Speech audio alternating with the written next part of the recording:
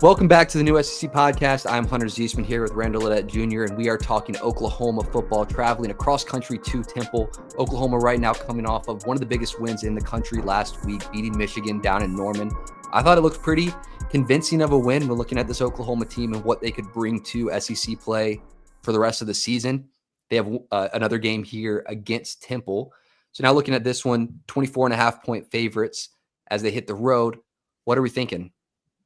Yeah, I mean, I feel like it's through the moon right now if you're from Norman, Oklahoma, and you got to watch that performance Saturday night. And, John Mateer is number one in the SEC when it comes to passing yards. He has skyrocketed up the Heisman ranks. I mean, everybody on the internet and everyone on TV is talking about how great Mateer is. And, you're finally back to having a top quarterback in the country, which is what OU has done historically since I've been alive, right?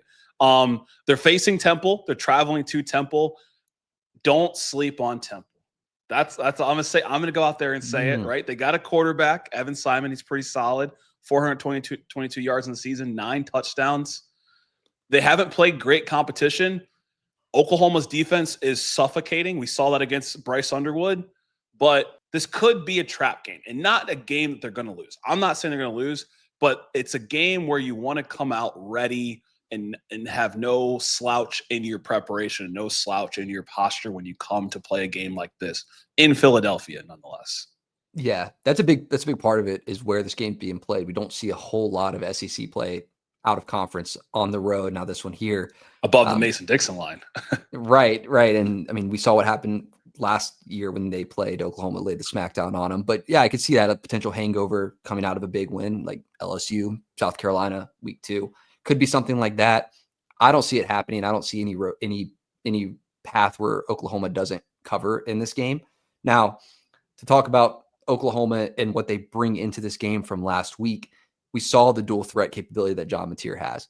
Air, ground, he can do a little bit of everything. Now, if I'm an Oklahoma fan, I'm happy that it works when it works. Now, there's a little bit of room maybe to be hesitant looking forward at how sustainable is this all season. Our running backs are not nearly as involved as maybe they could be. Yeah. So when I look at this game, where I think that they have more than enough chance in my mind to cover the spread, give the running backs the ball, let them get involved. In the game against Michigan, 19 carries from the running backs, 19 carries from Mateer. So you're splitting, you got to get these running backs more involved if you want to be sustainable throughout the gauntlet of a schedule that Oklahoma has. Yeah, it feels like he's been running the ball more than a Kyler Murray or more than a Baker Mayfield in the past. And it's like, why would you not use his legs? They're so dangerous. I mean, last year he had, I think about, 18 or 17 touchdowns on the ground last season. So he's showing that ability. He was a leading rusher in this past game, 75 yards. And it's a matchup nightmare for Temple defensively, right? I mean, Mateer, the ball, when he throws it, has a beautiful spin to it. He obviously had his way against Michigan. And what was really impressive was when they needed a drive to close out the game, they were able to run the football and just dominated the line of scrimmage. That's been the main talking point all offseason is, can this O-line improve? And with the freshmen on the left side, they still dominated. Bringing it to this upcoming matchup, it's a great opportunity to really tune up the offense even more, see more from the defense. We recognized Guillory on our SEC Team of the Week, right? So I would expect Oklahoma to really lock down defensively. And like you said, maybe we see Ott more in this game. Maybe we see Barnes more in this game from a rushing attack and close this thing out early. Yeah. I mean, defensively, it's not the same matchup as Michigan had. Freshman quarterback. Let's confuse him, see if we can catch him off his game. I don't know if that's really what factored into the fact that he was throwing some errant passes. Now, this is a complete opposite. Temple, you got, super senior at quarterback. So can you still confuse this guy, make him see something that he hasn't seen before? I like Oklahoma to continue to do that.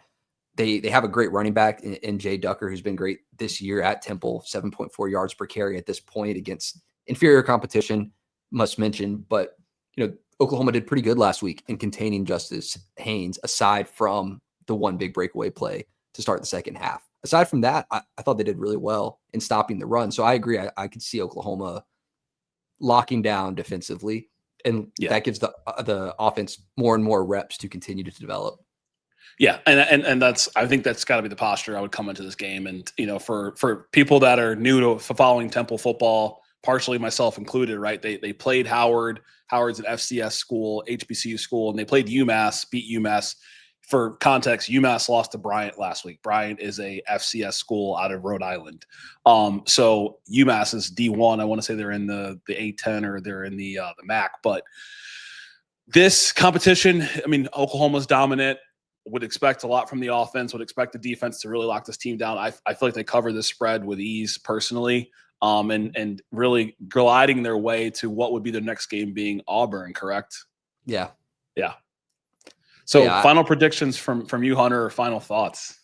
I like Oklahoma big in this one, 41-9. I could see Temple getting a couple drives going just, as the game goes on, maybe get some 2s, 3s in there. We'll see what happens with that.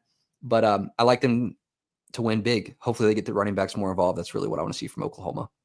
Yeah, I would say the same here. I'd like for them to win big here. I'm going to say 40-7. I mean, I think it's just absolute domination. I mean, the offense has looked pretty impressive throughout the season. And I'd like to see them jump higher than 13, right? I keep going back to the college football AP rankings this week because I feel like we've seen a good sample size. And I'm like, why are they behind Clemson? Why are they behind South Carolina? Like, what have they done to this point from a competition perspective and how they've looked to be behind these schools? Maybe Temple could be another game to make a statement to get into that top 10. Yeah, 1,000%. They should be higher and will as the season goes on. Still so early to tell. One thing at a time. We'll see what happens with this Oklahoma team. Oklahoma fans, Temple fans, let us know what you think in this game. If Temple has a shot, if Oklahoma's going to come out and dog them, always subscribe to the channel, drop a like, and we'll catch you in the next one.